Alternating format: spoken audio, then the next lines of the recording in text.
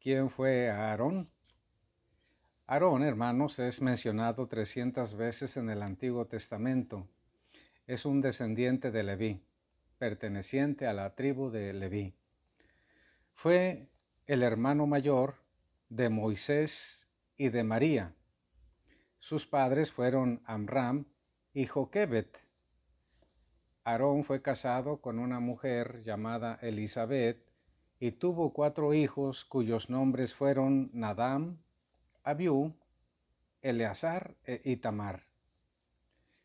Aarón y sus hermanos Moisés y María nacieron en el país de Egipto durante la esclavitud que el pueblo de Israel padeció en ese país. Cuando el Señor Dios llamó a su siervo Moisés para liberar a su pueblo de la esclavitud de Egipto, Aarón es elegido como la boca o el portavoz de su hermano Moisés, el cual se sentía torpe para hablar fluidamente en público. El libro del Éxodo capítulo 4 menciona esto. Dijo Moisés al Señor: Por favor, Señor, yo no he sido nunca un hombre de palabra fácil, ni aún después de haber hablado tú con tu siervo, sino que soy torpe de boca y de lengua. Le dijo el Señor: ¿No tienes ahí a tu hermano Aarón el levita? Sé que él habla muy bien. Él hablará por ti al pueblo, él será tu boca. Toma también este cayado, porque con él harás los prodigios que yo te habré de señalar.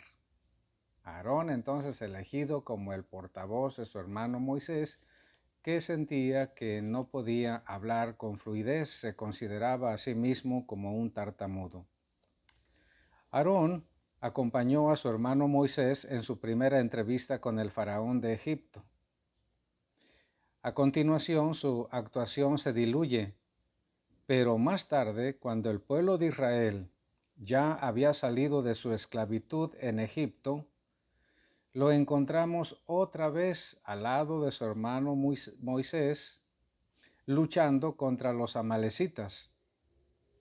Y sucedió que mientras Moisés tenía alzadas sus manos hacia el cielo, Israel dominaba a los amalecitas. Y cuando bajaba sus manos, los amalecitas dominaban a los israelitas. Por eso Aarón y otra persona de nombre Hur hicieron que Moisés se sentara sobre una piedra mientras ellos le sostenían las manos en alto. Y así lo hicieron hasta la caída del sol. Por eso los israelitas derrotaron contundentemente a los amalecitas allí en el desierto de la península del Sinaí, cuando ya iban de camino hacia la tierra prometida. En la vida de Aarón hubo 2 acontecimientos lamentables. El primero fue que cuando Moisés subió al monte Sinaí para hablar con el Señor Dios, para recibir las tablas de la ley, fue Aarón el encargado de sustituir a Moisés ante el pueblo durante los días que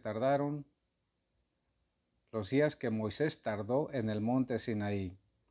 Y sucedió que Aarón permitió que el pueblo cayera en la infidelidad, en la idolatría, pues el mismo Aarón, empujado por el pueblo, les fabricó un becerro de oro.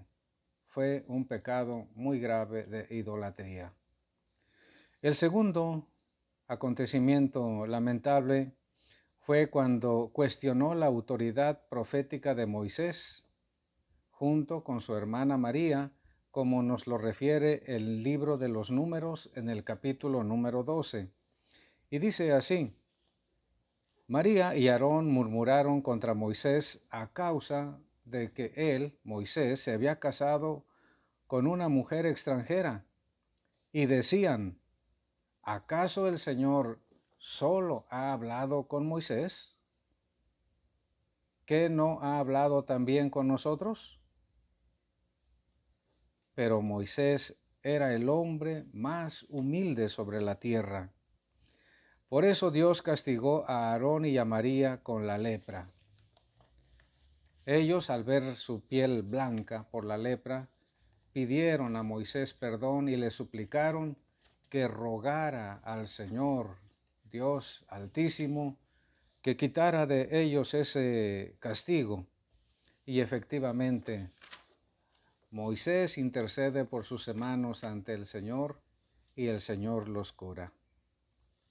Pero el punto más importante, hermanos, es que Aarón es nombrado el primer sumo sacerdote de Israel.